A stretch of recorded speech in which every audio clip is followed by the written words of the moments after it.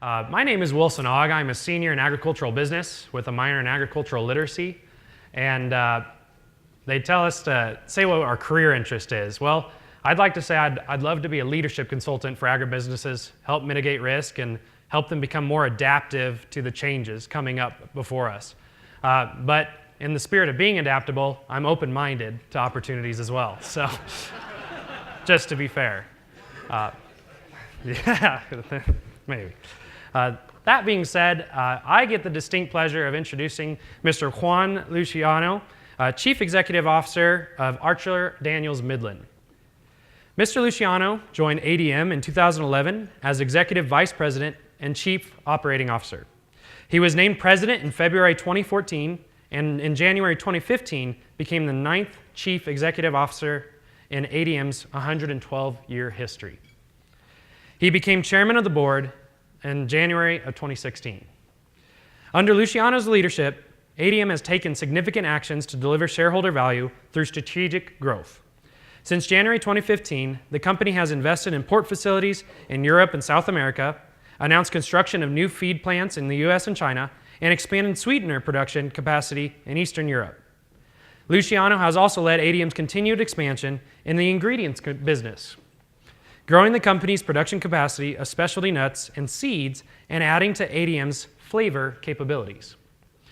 At the same time, Luciano has spearheaded operational excellence initiatives that have significantly enhanced the company's capital, cost, and cash positions, and has led efforts to continue building the organization's internal leadership capacity. Some good questions in there. Before joining ADM, Luciano has had a successful 25-year tenure at the Dow Chemical Company, where he last served as Executive Vice President and President of the Performance Division. Mr. Luciano has also served as Governor of the Boys and Girls Club of America. He holds an industrial engineering degree from Buenos Aires Institute of Technology. Please help me in welcoming Mr. Juan Luciano.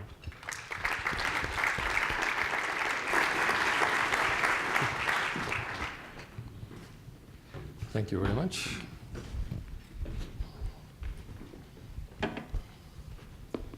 Hello, good morning, everybody. Thank you for the nice introduction, and it is really an honor to be here representing my 32,000 colleagues in ADM. You know, our company in September is turning 115 years, September the 30th. And so we are the 31st oldest company in the New York Stock Exchange. And we've been paying dividends for 383 consecutive quarters. So as you can see, no pressure as a CEO to continue with that trend. So when you are 115 years old as a company and the average age of an S&P 500 company is 15 years, you cannot help but sense a little bit of paranoia, you know, maybe healthy paranoia, to continue to look at, you know, disruptions and changes and all that. And so I thought what I was going to do today, and you know, let's make it interactive so you get something out of it and I get something out of it as well. I like to learn. But what I thought we'd talk a little bit is about the changes we're seeing in the industry and the world around us, whether it's agriculture or food. But also the dilemma that presents to companies like us that we need to invest for the long term. ADM in the value chain, and we're going to see that we need heavy capital. We need rail cars, we need big plants, we need ports. Every port costs like $200 million. You know, we have 50 ports around the world. So these things are expensive. And how do you make the decisions in terms of actually believing or not in a trend when you need to put capital that you need to return over 20 years with things that are moving so rapidly? So I thought that that's something that I spend a lot of time thinking about it, and I thought maybe giving you some view into what we do. And I think another important aspect on this, and I think that the young fellow that introduced me made a point about the transformation or the shifting of ADM into ingredients and other products is, I think the challenge to this thing is you see the strategy manifested in acquisitions or in different products that you're going. But at the end of the day, every change that we make is a change of thought. When you need to adapt to a different thing, to a different trend, you need to go back into the organization. And it's not just building a plant of this or buying this company and moving into this segment or into that geography. It's going inside the company's culture, the company's brain, if you will, and change the way we think about ourselves, change the way we behave. And that's where all the changes then actually happen in terms of resources or, or acquisitions or whatever. But at the end of the day, there is a back effort, behind the scene effort on changing thoughts and all that. So I thought maybe we keep it in that level, and then I can let you plenty of room for Q&A. So before diving into it, let me thank AJ for the invitation. We have developed a very good relationship in a very short period of time. And of course, my passion is talking about agriculture, is talking about agriculture and food and the innovation coming, and hopefully to attract as many people as possible to help us deal with this challenge. And maybe before I deal with the challenge and we dive into it, is just a friendly reminder to everybody that people in Texas and Louisiana, which maybe are out of the news today, are still suffering, and they're going to suffer for several years with hurricane or tropical storm Harvey. And now we have Irma already gathering strength in the Caribbean, and it may hit Louisiana or Florida again. And so we have a lot of facilities we've been helping, but to the extent possible that you can remember these people and continue to help them, I think we all will appreciate that. They will need help for many, many years to come. So maybe we get started and we click into my first slide, and we talk about the challenge a little bit. And this is the most understood challenge, if you will, the one that we have at the top here, which is the global population growth. And everybody has different estimates of that, but basically by 2050, maybe we're going to get about 9.7, 10 billion people. I think the biggest issue with that is not that much the amount of people in the world population, but it's the emergence of a global middle class.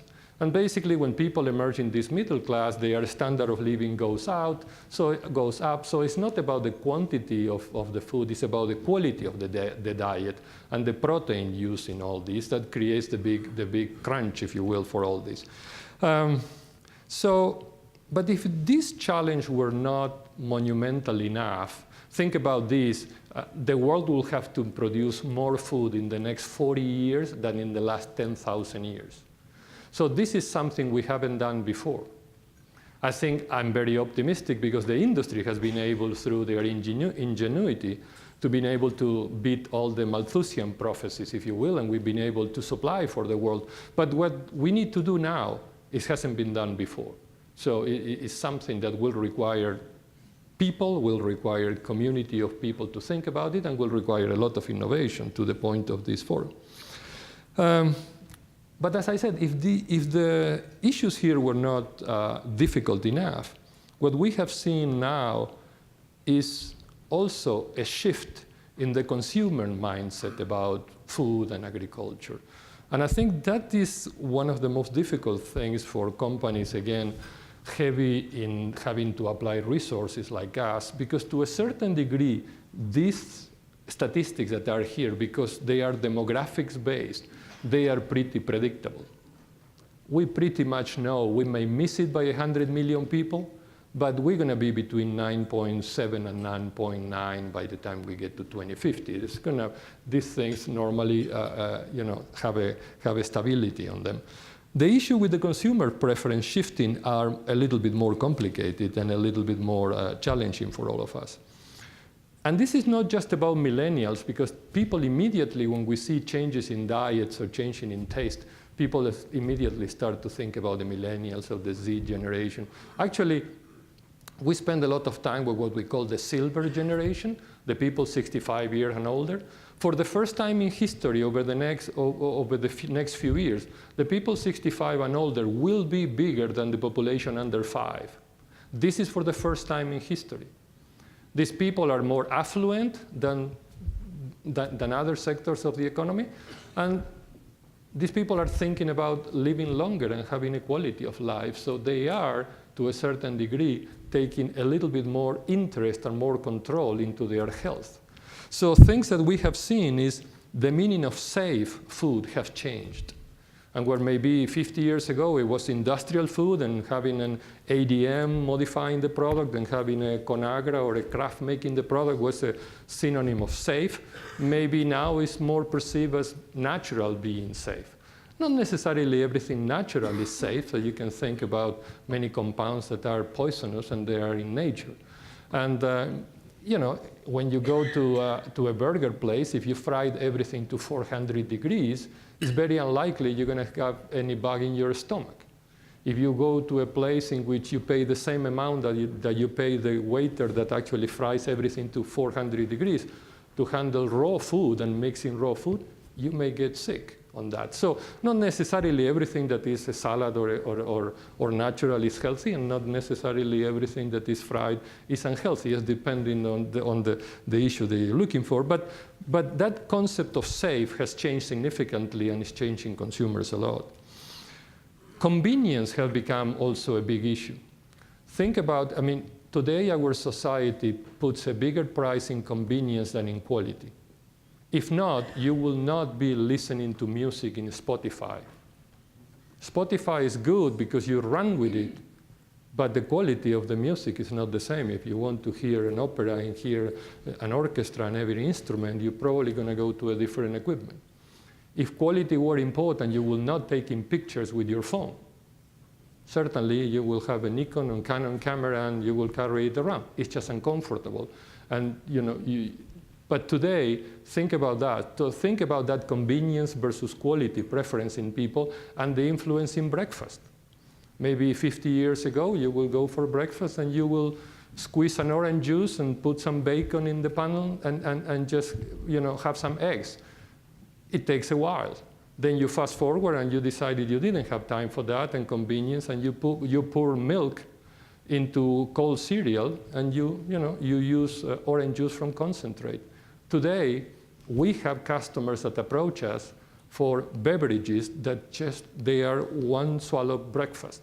And basically they come to us and they said, can you make this drink, which is 16% caffeine, 20% protein, make it to taste and to feel like milk and flavor vanilla.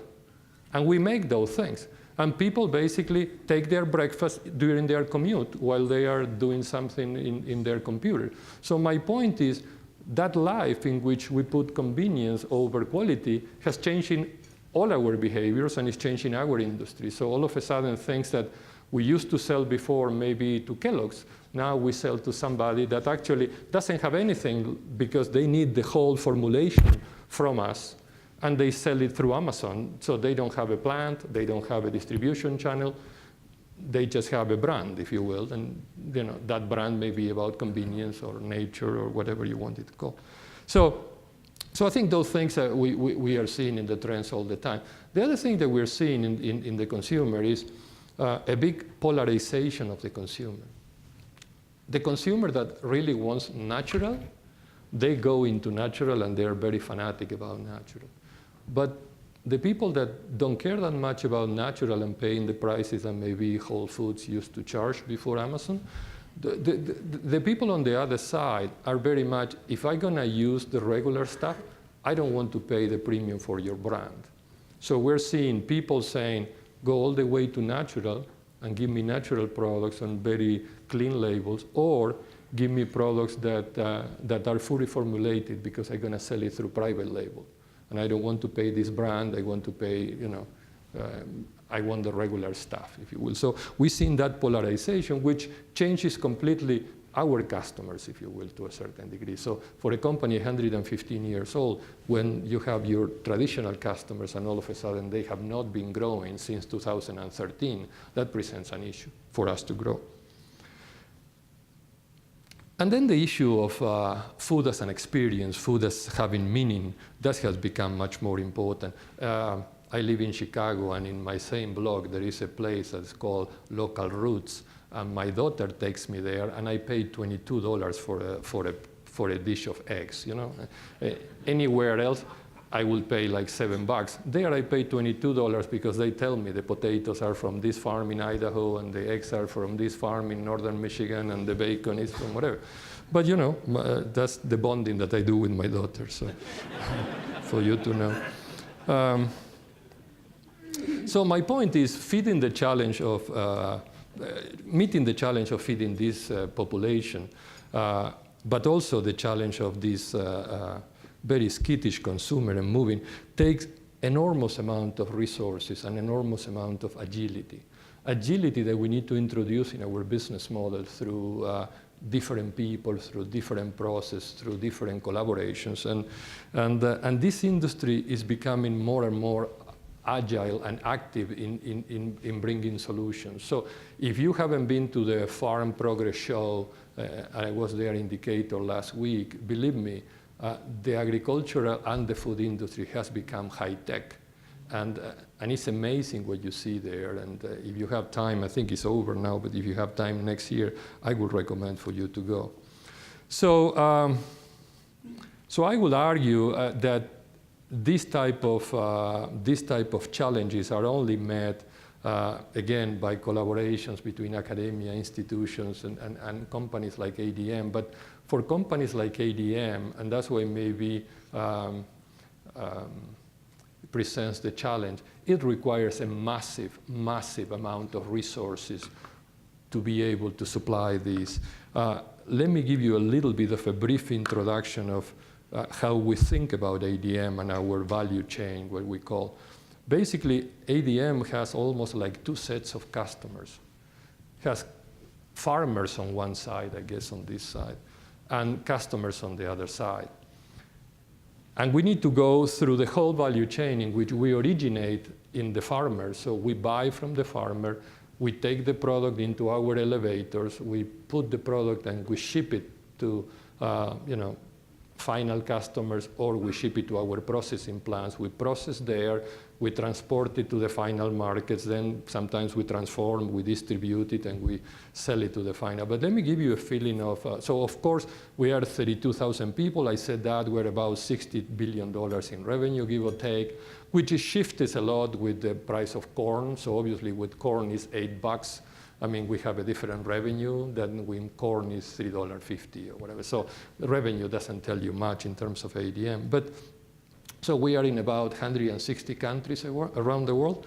But if you think about each of these blocks, so in the source one, we have 500 facilities that originate grain. So if you are a farmer in the world somewhere, you can deliver grain to 500 locations in which ADM is relatively close to you. In terms of transportation, we own 28,000 rail cars, 2,400 barges.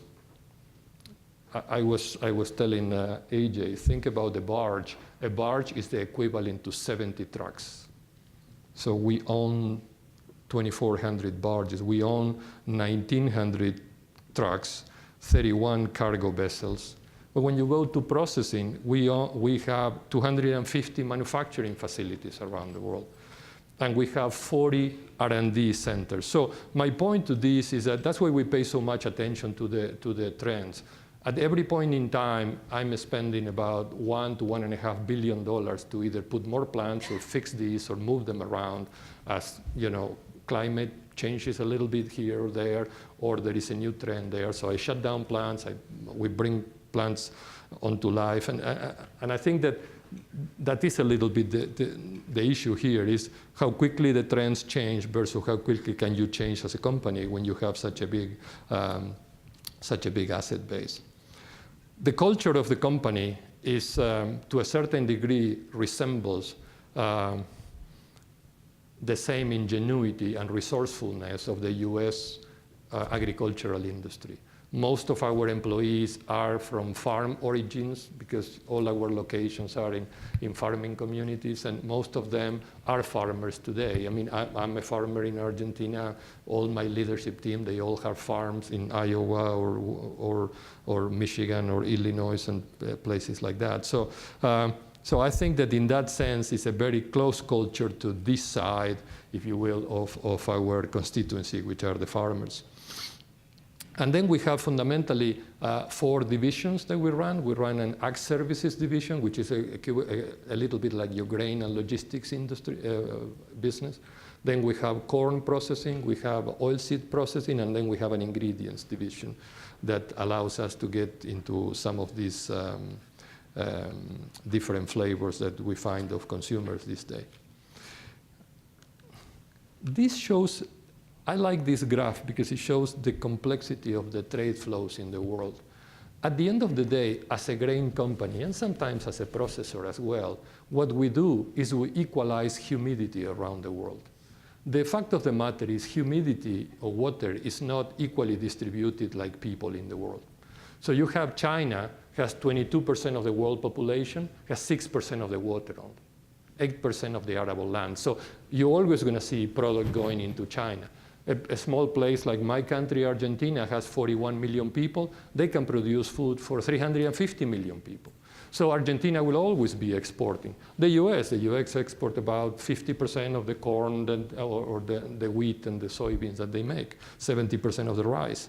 So you're always going to see that. So what we do is, part of that is we equalize that humidity. We take it from farmers that have a surplus and we take it to places where they don't. So we go and buy wheat in Ukraine and we take it to the port of Damietta in Egypt. Egypt is a typical importer of grain.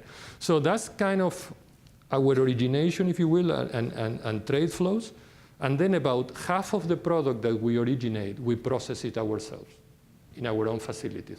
So to give you an idea, we process 16,000 tons per day of wheat, 137,000 tons of corn per day, 154,000 tons of oilseeds per day. So my point is, these are rail cars and rail cars that never end. If you go to Decatur, you stop in a truck and you wait for an hour for the train to go by. So that gives you an idea of the size and the difficult to adjust sometimes.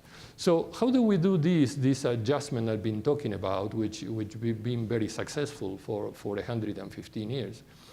We do it following 3 simple steps, if you will. The first thing we do is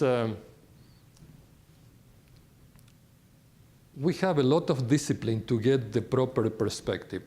One of the issues we're having today in the world of 24-hour news is that you hear the rhetoric of the West. But the West is only 12% of the population. So if you hear the news every day, you feel that the world is a pretty grim place. And it could twist your perception of what's really going on out there. The reality is about 88% of the world population is living in developing countries. And for most of them, maybe with the exception of North Korea and Saudi Arabia, life is getting much better. Whether it's about peace or safety, whether it's about nutrition, whether it's about sanitary conditions, whether it's about fairness or whatever. So are there issues in the world? Sure. Ethiopia right now is with a big drought and people are dying in Ethiopia. So it's true. But in general, in the world is better than maybe with the 24 news media leads you to believe. So for us, it's very important to keep the discipline of being driven by data and not by the environment you get. And these decisions are big decisions, and we try to have the proper perspective, which sometimes is not easy to think about. The second is the importance of studying these trends and trying to see which of them have some persistence on them. I talked before, I'm pretty sure China will continue to be an importer. They cannot change the fact that they have 22% of the population, 6% of the water. I know pretty sure that Argentina and Brazil will be exporters of food. They have a bounty and they are not that many, so we know that. The issue becomes a little bit more complicated in the consumer, and I talk a lot about the shift in the consumer, so let me go a little bit deeper. The traditional drivers of a food consumer were always taste, price, and convenience.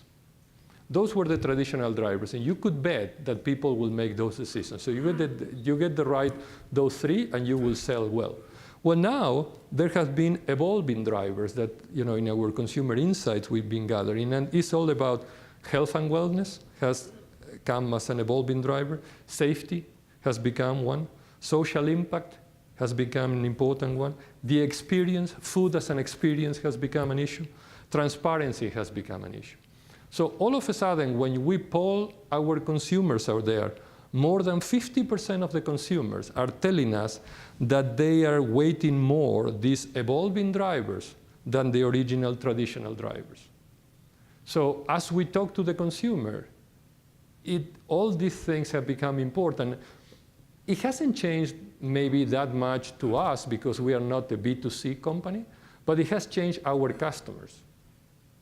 Because if you take the big CPG companies, the traditional ADM customers that we will send product in rail cars, they have not been growing revenue since 2013.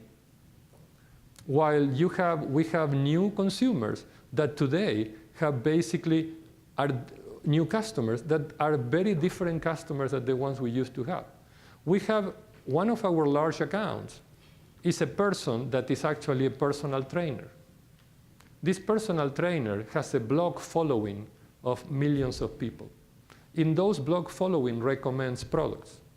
Those products, they order 100% to us because they have no manufacturing facilities to make these products, so we need to convey the final product, and they are sold through Amazon. So think about when I was thinking before, our typical customer is Conagra. Huge manufacturing facilities, huge brands, distribution channels, and all that. And I'm ready to deal with those customers, whether Conagra, Kellogg, Kraft, Mondelez, all these wonderful companies. And now I have companies that may be all growing faster and maybe almost the same size that basically I don't even know. I cannot visit their facilities. They have no distribution channels to speak of. And they buy massive amounts. All they have is a following in Twitter or a following in blog or whatever, that people that believe him and actually go and place the order. So, but it's fascinating for a company like us. Those are when you analyze the credit limit of that company. I mean, all of a sudden you find a company that has 100 plants and all this, and you have somebody that you need to track in the digital media to see if it exists or doesn't exist. And actually, so it's a big shift. It's a big shift. But that's where the growth is. Growth is in energy drinks. Growth is in pet food.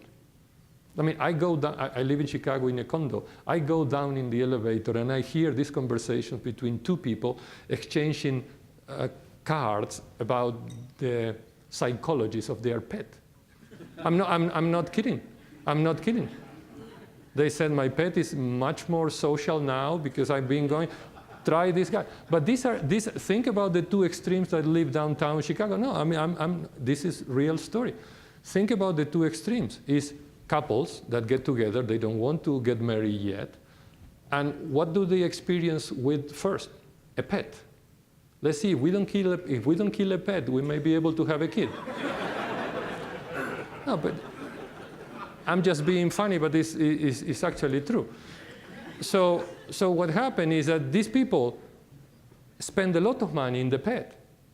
Pet food and pet treats is one of our largest segments over the last 2 years. We are a $60 billion corporation. Mint is one of the best things that we move into the pet food. Do you know if your dog likes mint? How can you know if your dog has preference? You have preference because it feels fresh. That's why we sell it to humans. We project those things that we like into our pet. We're talking now about gluten-free dog food.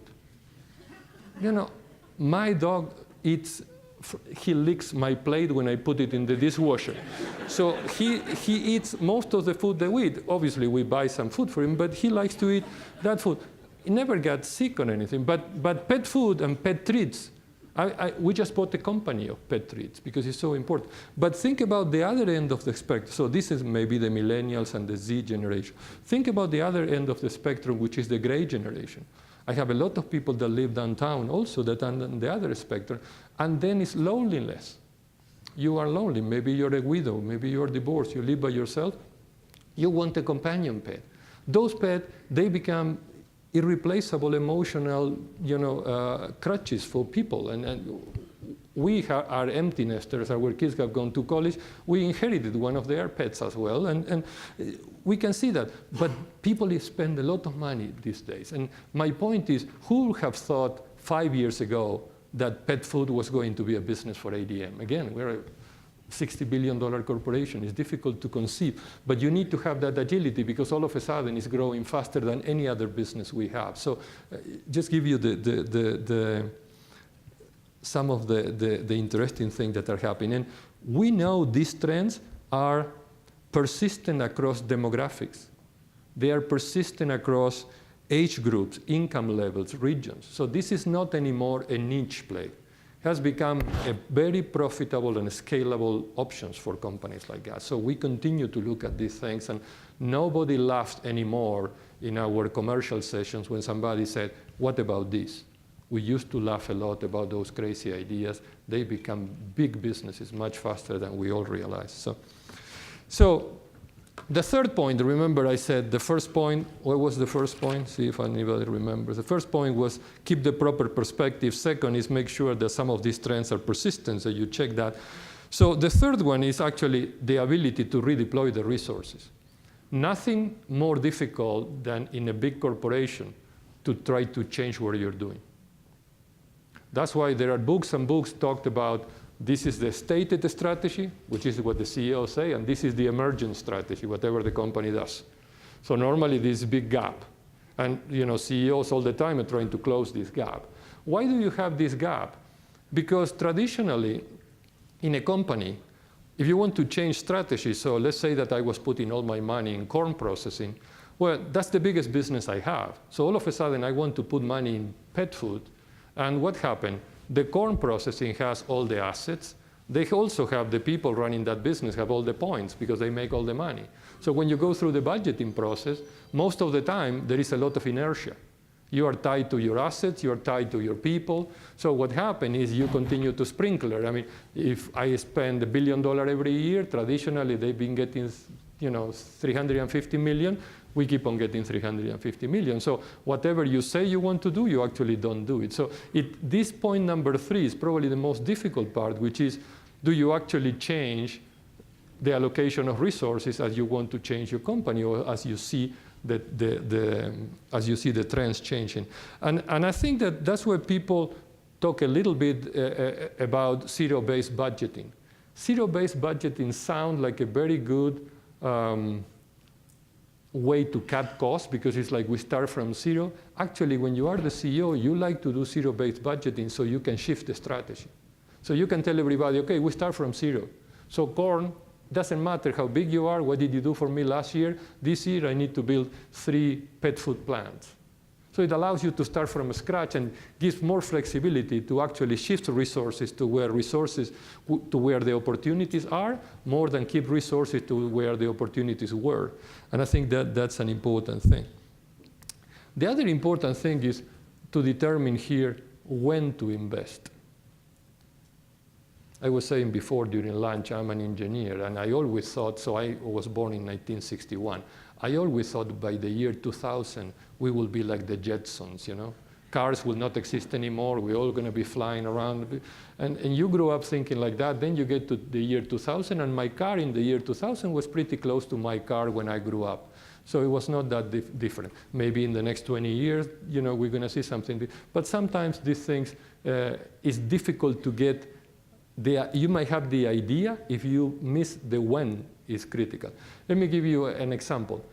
We got into drones. We get the first commercial drone license jointly with Amazon the first day in 2015. So I was brought into, you need to decide whether we're going to buy the drone. It was not a matter of money. It was a matter of they wanted the CEO to make that decision, because if not, it feels like they were buying a toy or something for them. So they said, but think about it. July 2015, we bought the first drone, $14,000. So it was a drone that can actually go 300 yards and take a picture. At that point in time, we had a crop insurance business. So sometimes the assessor needed to know in the middle of the field with that damage, and it takes a long time. So you send the drone, take a picture, come back, and you can assess the damage very quickly. So it went very well. We bought the drone. We had one of our pilots to actually fly the drone. Everything was OK. Then they came to ask me for the second drone in December. So I bought $14,000 in July, $700 in December. My point is, it's an irrelevant number anyway, 14 to 700. But what if it would have been a plant? What if it would have been, something bigger, a vessel? That all of a sudden you have a new one and it's much more efficient than the other one, and you get to write off that kind of money. So another example, 3 years ago, somebody came and said, organic will be huge, and the organic industry will need an ADM, so you need to buy this company. So I look at the company, I found it a little expensive and all that. So in May of this year, they offered me the same company, 1/3 of the value. This company is in billions of dollars valuation. They offer me, I still didn't buy it in May. But my point is, if I would have bought it 3 years ago, I would have paid billions of dollars for something that today is worth 1/3 of it. So we make some decisions, we make sometimes good decisions, sometimes poor decisions. I'm not going to tell all the poors to you. But we have several of those. But my point is not only the what, it's also the how and the when you do it. And then it looks a little bit like this. This is a little bit what we did to our portfolio in ADM to adjust to all these trends. So the ones under the line is the companies that we have divested. So we divested fertilizer in South America, we divested lactic acid, chocolate and cocoa, we divested Brazil sugar, we divested Grain Corp in Australia, we divested crop risk herbs. At the top is everything that we bought. So we bought, I think, 16 companies in different places, and whether it's Wild Flavors, which is, again, a flavor company, all the way to golden peanut, nuts, specialty commodities. So we have here things like quinoa, chia, things like that. And it's just brought ADM into a completely different set of things. So today we sell cereal bars and protein bars, we sell protein replacements. So, but this is a massive change because this had not been that many years. Basically, in 3 years, we made the biggest change in portfolio that the company ever had. And we will see, probably the next person coming after me will be able to judge how successful this was. But let me give you an idea. We bought these Wild Flavors. We spent $3 billion. This is a flavor company. The reason I like it is because it's a company that 95% of all the flavors are coming from a flower, from a leaf, or from a fruit. So it's just making tea. You have a big pot, you put pressure, and you put water and temperature, and you extract all those flavors. What remains is color. So we get natural flavors and natural color. This company we bought in 2014, we actually own it since October of that year. So every year since, it has grown 25% per year, the profitability. Where do you find any other piece of ADM that can grow 20, 25%? But this is all people trying to replace flavors with natural flavors. And one of the things we try to do in ADM is what we call a stealth nutrition, that you try to take a product and take some of the fat and some of the sugar out and put more protein and more fiber. The problem when you do this is you need to adjust the texture, the mouthfeel of the product, and you need to adjust the flavor. No people want to launch a product that is healthier, but it tastes bad. So we spend a lot of time in this color and flavors in order for us to be able to push more health into normal formulations that otherwise will be full of fat or sugar or things like that.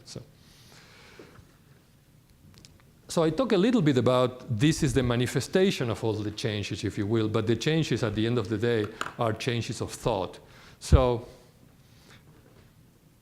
let me walk you a little bit about these horizons, if you will. I show a little bit the evolution of our thinking as we were putting together the strategy. So the first part, what I call getting fit, was more about the portfolio actions, the portfolio we made the changes, but also about bringing technology to reduce costs. In ADM, we were thinking, as long as you build big, And as long as you are frugal, we're going to be low cost. That didn't last very long. And we started to see that people with technology were putting us behind in certain applications and certain products. So we made a big effort into putting much more measurements and defining ourselves by saying, we're going to drive cost positions based on technology, not just based on being frugal. You cannot go to the Olympics to compete just by dieting. You need to strengthen. It's not about shedding fat, it's about also building muscle. And we were very much into the shedding fat type of thing. We're going to be big and we're going to be frugal. So that was a big change in the getting fit part, and it has given us tremendous power. The second, they changed the rules. We are thinking much more in getting returns for our capital, but you're thinking much more in standardization and collaboration. I remember the first day I joined ADM, they said, see your desk? I said, yeah, very nice. They said, we made it. I said, what? I said, yeah. I said, what do we know about making desks? I said, well, we make everything, because if not, somebody will make money making this, and why would we pay somebody else? So we have guys or girls that were making our desks. So we don't have that anymore. But it was this spirit of independence, you know. And every small unit was very independent. So independency brought to lack of standardization. So there are only 6 different safety gloves, type of safety gloves. We used to buy 250. We buy today 5 different hard hats. We used to buy more than 1,000. Every location we have there preferred.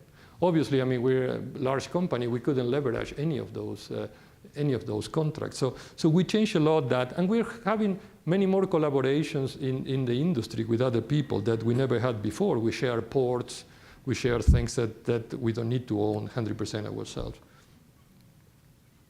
And the third one is, maybe I talk a little bit about automation and digital. We are today trading with a machine. We have a machine trader. And it actually, I'm glad to report that it made money in July. It did not make money in May and June. So it made money in July. And it's interesting, we put it vis-a-vis with one of our traders. So we have a control trader that is a human, and we have the machine trading for us. And so in July, the trader, the actual trader, made 2 times the money of the machine, but the machine made money. But the machine used 1/3 of the value at risk. So it made half the money, but uses 1/3 of the risk. And you know, it's the first time. I mean, the machine has been trading for 3 months, so we've been feeding data for 3 months at this point in time. So the trader had much better experience. He's been doing this for 25 years. So the machine has a little bit less of the history, if you will. But it's very interesting that we are experimenting with that, and actually has been able to make money. So there's a lot of these things that are happening. And the third one where we say change the game is traditionally, and if you look at how our company is organized, we were a company pushing products. So what do we have? Corn processing, we have wheat processing, we have oilseed processing. It was not about the customer. It was about, we're going to build the largest corn plant in the world. We're going to make corn. We're going to push it to our customers so we can trade the biggest corn position. That was kind of the mindset. Now, if you talk to the corn team, they define themselves as the carbohydrate business, that they are in the texture business. And they follow in all type of different customers around the world, which are much different behavior. So now we're selling solutions, we're selling fully formulated products, we're selling blends. And that has increased complexity that, you know, we need to deal with, and we need to be able to get a return on. But this has been probably the biggest transformation. Maybe, you know, everybody likes to talk about this, but the real transformation was here. Was in order for you to be able to buy these companies and not destroy it, you need to have an organization ready to receive those companies and behave differently. And that has been the biggest change. And the biggest change has been a change of thought, and this is what this is reflected. So, and all this in the middle of all this innovation that needs to happen. And I wanted to show a little bit some of these things that I think I talked a little bit before. But there is this incredible convergence of technologies into these different parts of the value chain. So now we get even more paranoid because we don't know exactly. Before we needed to know exactly in our industry, and we know our industry, and we are the leader in our industry. Now we need to look at all these things in which Microsoft, Google, Amazon, they are all looking at agriculture. They are all looking at food processing to see what can they go, because they know they need to solve this big problem. And if you think about the capital invested in the ag tech startups in the US is more than $1 billion today. It was about 800 million last year, so it's growing about 20–25% every year. And these are all people that come in to try to see how can we get meat without an animal, how can we get to change the feeding of the animal. So you got all these things. Whether it's machine trader or the drones I talked before, but it's about blockchain. It's about the farmer that is not about balancing inputs anymore. It's about getting the whole farm solution, if you will. So we're getting more and more about that, and without even talking about the issue of water. Obviously, to the left of this chart is a massive issue of we need to have proper use of water around the world to make sure that we can feed the world. And the last point there, if you talk water on one side, personalized nutrition is the other one. In all our efforts to reduce obesity and to get people healthier products, we notice that you hit the barrier of the interaction between the person and the food, the interaction between the person and the pharmaceutical, if you will. So you may drink or eat the same thing I'm drinking, you may lose weight, I may gain weight. You may have, you take this pill, it makes you sleepy. This pill doesn't let me sleep. So it's all about the bacteria that we have, and we've been going a lot about getting into bioactives and seeing the impact of probiotics, prebiotics that they have in your gut.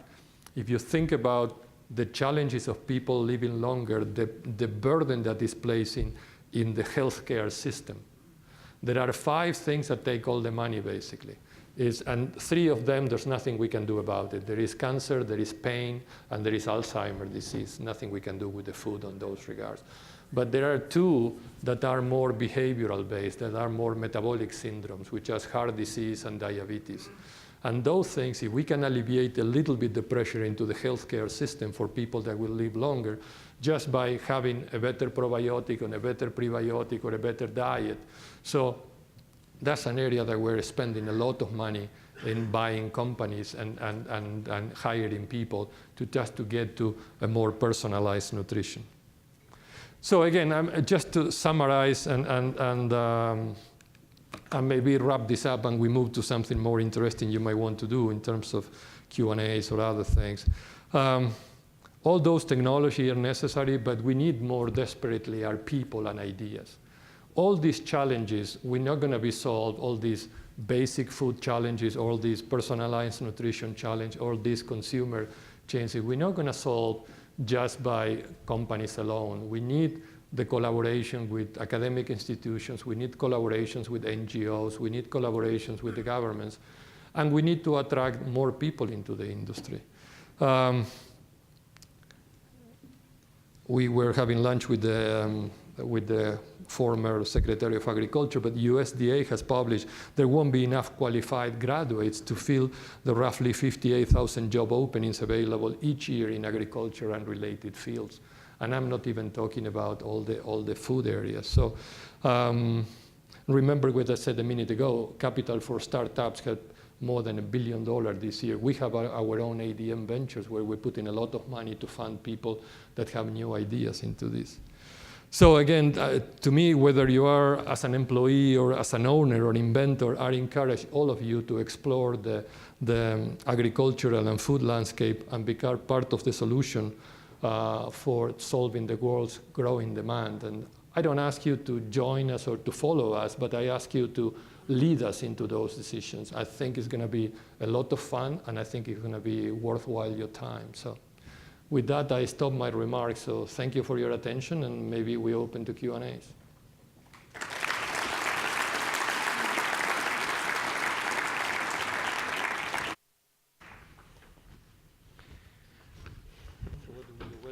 We'll head right over here. Yep.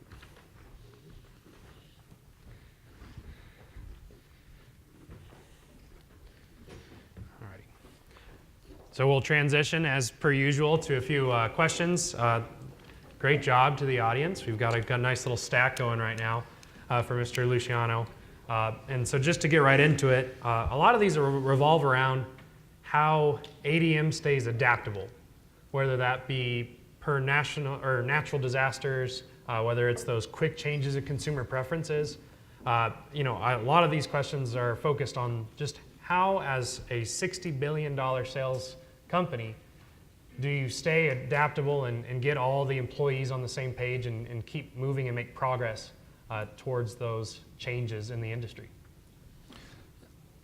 It's, you use many techniques available to you.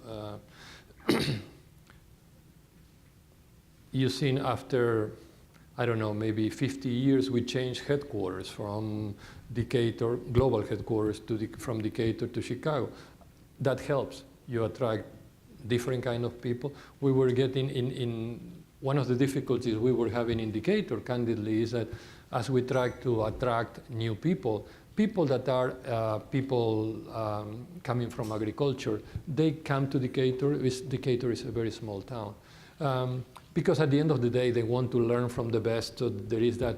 But what happens is with your significant other, with your spouse, unless he or she will work as a nurse in the hospital, there's nothing else in Decatur other than ADM. So for people that were agricultural people, it was fine, but for more agnostic professions, like if you are a communications person, or if you are an accountant or an IT, or it was more difficult how to attract the people. So Chicago is still very small for us, but this whole idea that there is a potential Chicago placement at one point, you join the company, because the company is a global company, so you can easily join the company in Decatur and then go to Geneva next year, or go a couple of years to Sao Paulo or Singapore or Shanghai.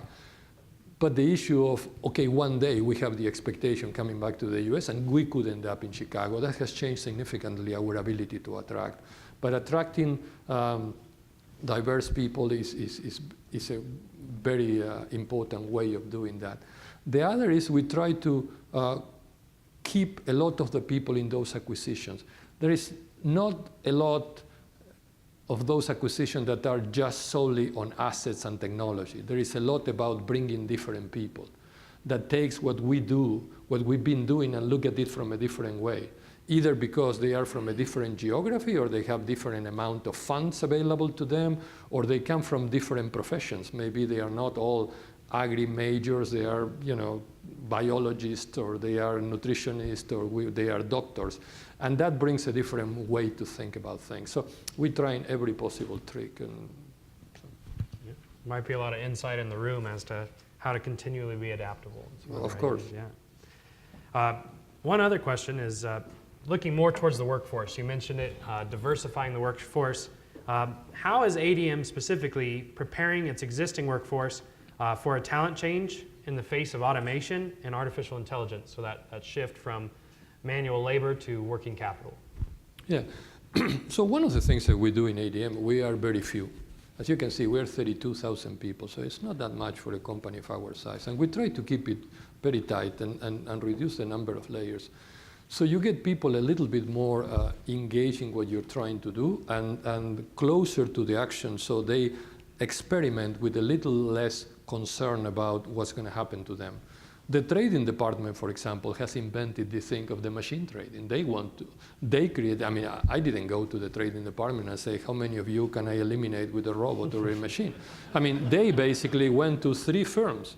They went to an algorithm firm, they went to a firm that actually brought the machine to us, and they went to another firm and they are all experimenting on these things. So I would say we know what we know today doesn't actually help us get to the results that we want. Trading is a typical example in which there are 2 decisions you make on trading. The decision is, one, the decision you take. You go long, you go short, you do this or whatever. But the second is your assumption what the market is going to do. Because you need to have a market that reacts approximately what you're doing. What happening today to companies like ADM is we know too much. If about 50% of the commodity or 40% of the stocks are run by machines, the machines make decisions different than our traders. And sometimes our traders are right. They cannot hold the position long enough to be right because the market doesn't react. So in 2 months, they are right. In 2 months, we will be broke. We will be bankrupt. So normally, the credit limits, cut that position. But my point is, that shows them that there's no merit in staying with the old ways when you cannot win. And most of the people, having explained the context of what you're trying to do, they try to align on how to win. So I've seen with pleasure in ADM that there's not this resistance to the new thing. It's actually, if somebody is going to be disruptive, let's make sure it's us and not somebody else that do it to us. So I think there is less than before. But, the desire to be open to different things is very intrinsic to some people. It's not related to age. It's not related to any particular geography. Is related a little bit to your curiosity or your sense of security, if you will. So, so you try to put people in the key positions that are people that actually will drive you there, not necessarily, as I said, an age thing or a sex thing or a region thing. But it's more getting to know your people. Mm-hmm. Well, we have time for about one more, and I think I'll wrap a couple of them into it. You're very passionate about sustainable agriculture and also being aware of where consumers are at. So how does ADM gather information about those consumer trends to stay on the nose of it? And then also tying into that, what is the place of ADM and other large agricultural companies? What is their place to promote the positive image of agriculture? And in the face of certain concerns, especially with the documentaries and films that are being posted. So where's that information coming from, and what is the place of a company like yours to be present in that? Where the information comes from is a big challenge, and you try to get it from as many places as possible. Customers are sometimes a terrible source of information, for you. No, because they tell you what they know, but if they are losing, you're losing with them. And sometimes there are customers that they are not supposed to be your customers, as I described before with the blogger or the pet foods, and all of a sudden it's an incredible. So we have panels that go out all the time. Well, I remember maybe 10 years ago in ADM, you talk about marketing and people were thinking printing brochures. And now marketing is all about consumer insight, and we have many sophisticated techniques to get that. But it has become more and more important. The good thing is that it become more credible inside the organization because our supposed experts failed so many times in predicting what was going to happen and actually delivering growth that then now the marketing department, all these crazy ideas became much more credible, if you will. So that has helped. The second part of the question was the image of agriculture. And I think agriculture and the food industry have done such a good job that it has made agriculture and feeding ourselves to be taken for granted. So nobody thinks about agriculture. Nobody thinks about food because you discount, in the US at least, that food will show up and it's going to be healthy and it's going to be okay. I think we need to pay attention to these things and not completely take it for granted. Prices are low now, believe me. We are like 15 days of dryness away from $5 corn. So the demand is so big that the production needs to continue to climb. So people look at stocks to use ratio and they say, oh, we have 18%, we are fine in corn. When we were 14%, stocks to use ratio corn was $8. Today is $3.50, so we are not that far from those things. So we cannot be put into feeling the complacency that, there are big stocks right now and think it's going to be all right. I said it before, we need to produce food in the next 40 years more than in the last 10,000 years. We haven't done that before.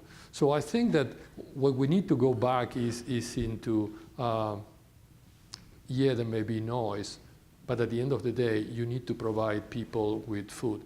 people get very cute when they think that they're gonna be completely fed, so you go into the extremes. But wait until there is a shortage or there is high prices, and you will see. So I would say we try to take the long-term look. I mean, listen, we are very mindful of the need for water and lands and soil to be preserved, of course.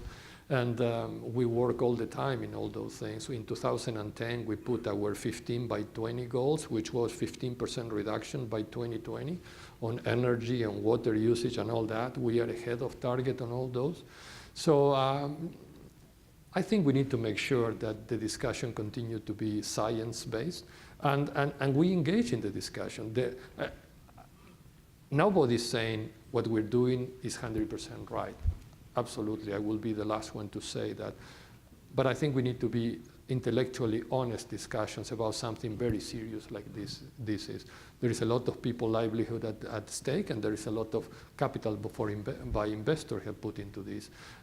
It's a very noble profession, and proud to be associated with this. And as I think I continue to be promoting that more people would be associated. There's nothing, I love the chemical industry. I mean, it taught me all I know, and I spent 25 years in an incredible institution like Dow Chemical.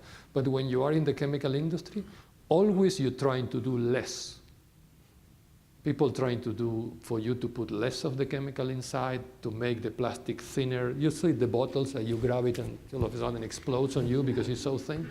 Well, in this industry, it's the opposite. Is how can you do more with what you have? Can you give me more nutritional value for the same money? Can you get the animals to grow faster? How can you get more yield from the same land? We will have to feed these 9 billion people with probably about the same amount of land we have today, and hopefully with less water. So it's a big challenge, and as I said, I'm proud to be associated with it. Excellent. Well, wonderful remarks and wonderful answers to those questions. So let's give one more round of applause for Mr. Luciano.